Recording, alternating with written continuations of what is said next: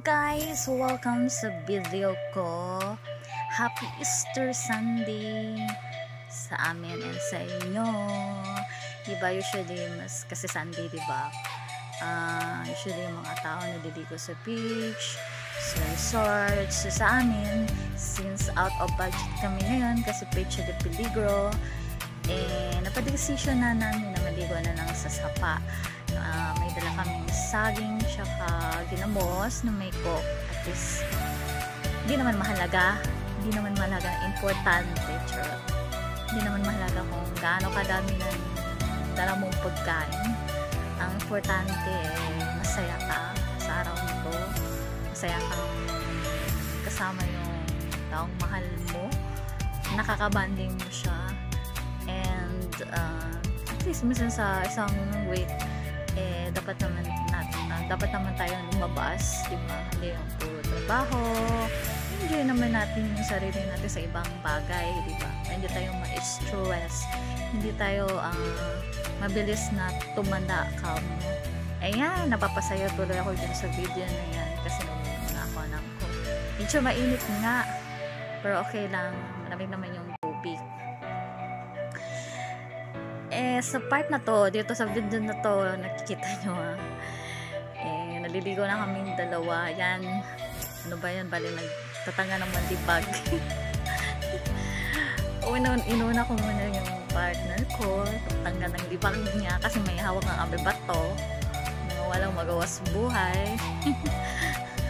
Pero wala lang, okay lang yan. Libag lang mo yan, hindi naman niya ihi. Hindi naman kami umihi dyan. Ang importante dyan, tapos namin maligo, at least malinis na kami, wala ng libag, charot. Joke. Wala, enjoy lang, gano'n lang talagang buhay, diba? Mag-work ka, dapat ligo-ligo din pag tayo sa labas, kahit dyan nasasapa, okay na yun. Mas gusto ko ba ngayon dyan sa sapa kasi hindi maalat nga ako, hindi nga maalat. Kasi nga hindi nga dagat. Kasi pag sa dagat maligo, tapos mo maligo, parang nahina ka na, parang antoken ka na, ganun.